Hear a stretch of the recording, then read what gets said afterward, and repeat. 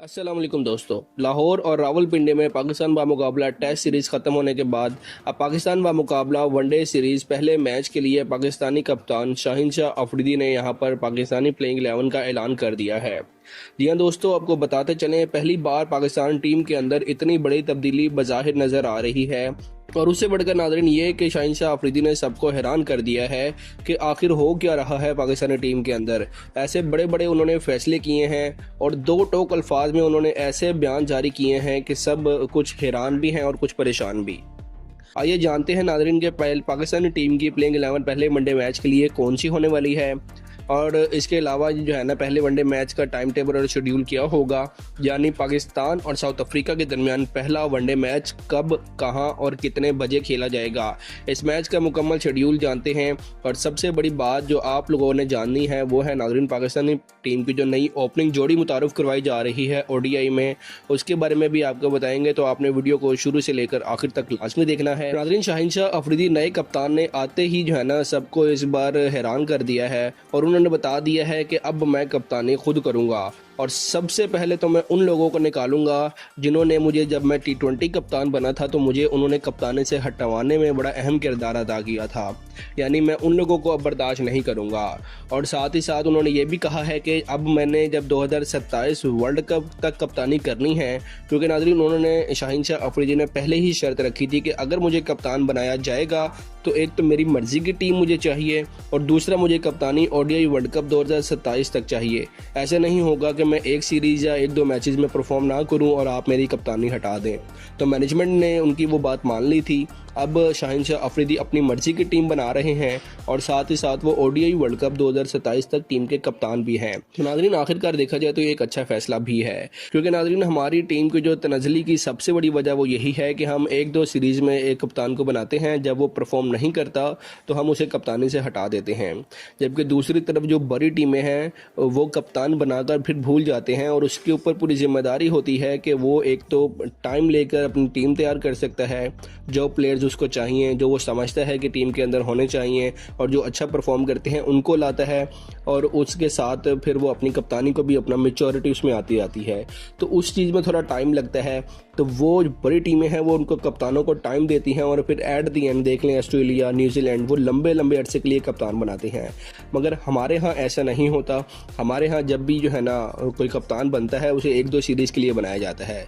तो इसलिए शाहीन ने सबसे बड़ी शर्त ये रखी थी कि मुझे 2027 के वर्ल्ड कप तक कप्तान बनाया जाए। तो इसलिए नाज़रीन अब पहले वनडे मैच के लिए एक बड़ी हैरानकुन प्लेइंग 11 सामने आई है। सब कुछ पहले से बहुत ज़्यादा मुख्तलिफ है। शाहीन ने आते ही दो टोक अल्फाज में कह दिया है कि अब नहीं मैं किसी को बर्दाश्त करूंगा। ना मुझे यारी दोस्ती 11 चाहिए, ना मुझे अपना कोई दोस्त प्लेयर चाहिए और ना ही मुझे कोई बहुत बड़ा नाम चाहिए जो नाम की बुनियाद पर सिर्फ टीम में रहे, ना कि परफॉर्मेंस, बल्कि सिर्फ और सिर्फ अब मुझे वही टीम में चाहिए जो परफॉर्म करेगा और मैंने अब पाकिस्तान को ओडीआई वर्ल्ड कप जितवाना है। अब आते हैं सबसे पहले वनडे मैच की नाज़रीन प्लेइंग 11 की तरफ, जो एक नए दौर का आगाज़ समझी जा रही है। सबसे पहले बात करते हैं ओपनिंग की। पाकिस्तान के ओपनिंग बल्लेबाज के तौर पर एक बार फिर नाज़रीन फ़खर जमान को चुना गया है। चाहे T20 क्रिकेट में उनकी कारकर्दगी तसल्ली बख्श ना रही और उन्हें T20 में सिलेक्ट भी नहीं किया गया, लेकिन वनडे क्रिकेट में उनका रिकॉर्ड बेमिसाल है। फ़खर जमान नाज़रीन वो खिलाड़ी हैं जो अगर एक बार सेट हो जाएं तो किसी भी टीम के बॉलर्स को तबाह कर सकते हैं।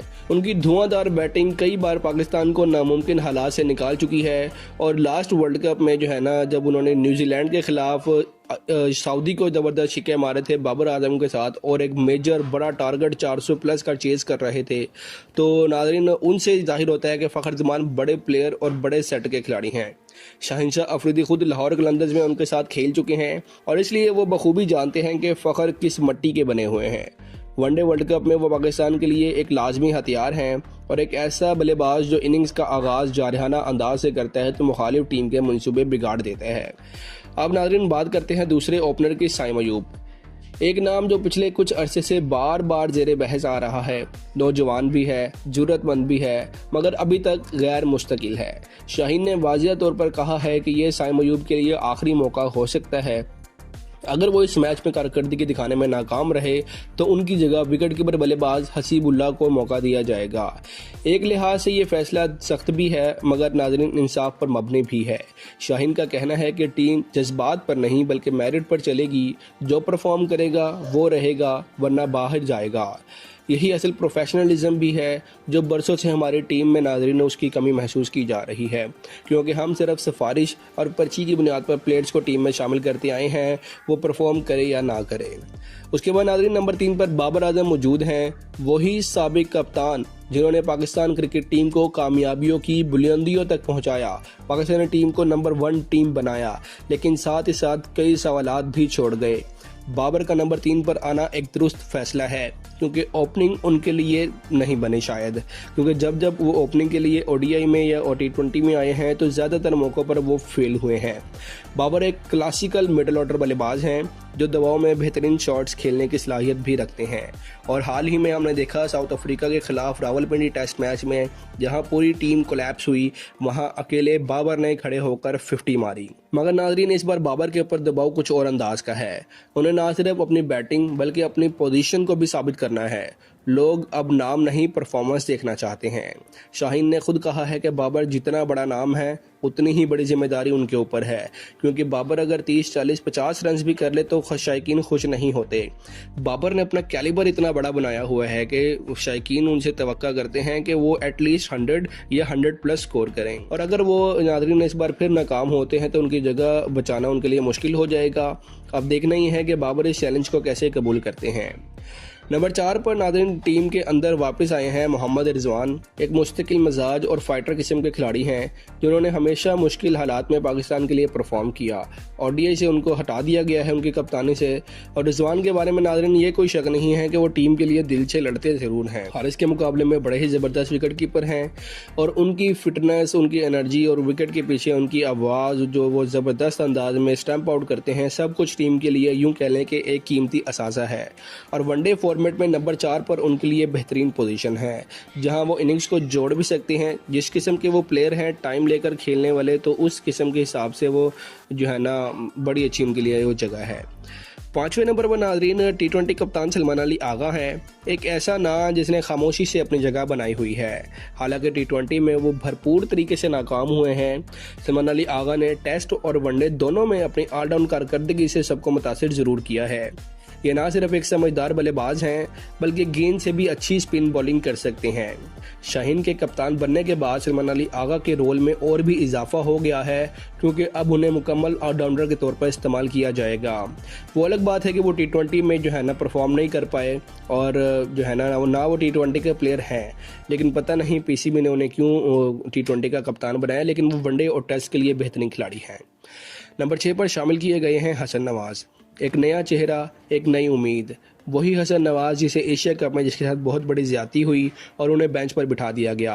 पिछले कुछ महीनों में पाकिस्तान ने कई मिडिल ऑर्डर खिलाड़ी आजमाए मगर कामयाबी नहीं मिली। कभी इफ्तिखार अहमद, कभी तैयब ताहिर, कभी साउद शकील, सबको मौका मिला मगर कोई जम ना सका। हसन नवाज को अब मौका मिला है जिसकी वो हकदार भी हैं, और जितने मौके किसी और खिलाड़ियों को दिए गए हैं इतने अगर हसन नवाज को दिए जाते तो शायद पाकिस्तान के रिजल्ट कुछ और होते। उनकी बैटिंग में एतमाद भी है, तेज़ी भी है, और वो पावर हिटिंग भी कर सकते हैं। उसके बाद नंबर 7 पर नाज़रीन आते हैं मोहम्मद नवाज, तजुर्बाकार, जहानत वाले और मैच विनिंग स्पिरिट के इम्तिजाज रखने वाले ऑलराउंडर। मोहम्मद नवाज ने कई बार पाकिस्तान को अपने ऑलराउंड परफॉर्मेंस के जरिए मैच जितवाए। एशिया कप का फाइनल याद है, जहां इस वक्त एक सही तरीके से इस्तेमाल अगर उन्हें किया जाता तो शायद पाकिस्तान वो मैच जीत जाता।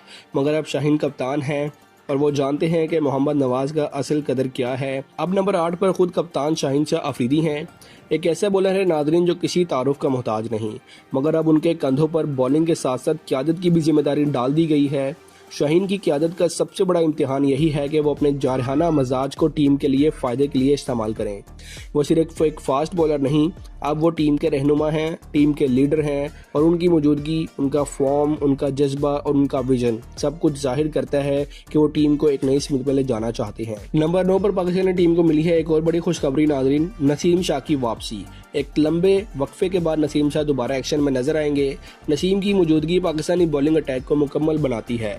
शाहीन और नसीम की जोड़ी दुनिया के खतरनाक तरीन फास्ट बॉलिंग जोड़ियों में शुमार की जाती है और ये दोनों जब एक साथ गेंद करते हैं तो मुखालिफ टीमों को सांस लेना भी मुश्किल कर देते हैं। शाहीन ने खुद कहा है कि नसीम उनके बॉलिंग प्लान का सबसे अहम हिस्सा है, क्योंकि एक एंड से नसीम शाह मुखालिफ बैट्समैनों के ऊपर दबाव डालते हैं तो दूसरे एंड से शाहीन शाह अफरीदी उनकी विकेटें उड़ाते हैं।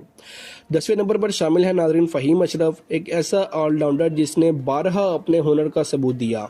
फ़हीम अशरफ की खुसूसियत ये है कि वो लोअर ऑर्डर में तेज रन बनाने की सलाहियत रखते हैं और साथ ही साथ दरमियानी ओवर में अच्छी स्विंग बॉलिंग भी कर सकते हैं। और आखिर में नंबर 11 पर शामिल है नाजरीन इमरान अहमद, पाकिस्तान के स्पिन बॉलिंग का नया चेहरा जो बैटिंग लाइन के जाल में फंसाने की भरपूर सलाहियत रखता है। यह है शाहीन शाह अफरीदी की पहले वनडे मैच की प्लेइंग 11। एक ऐसी टीम जिसने नौजवान भी हैं, तजुर्बाकार खिलाड़ी भी हैं, जीत का विजन भी है, सब कुछ शामिल है। अगर देखा जाए तो ये वही पाकिस्तानी टीम है जो बरसों से शायकीन देखना चाहते थे। अब ना सिर्फ नाम बल्कि कारकर्दगी फैसले करेगी।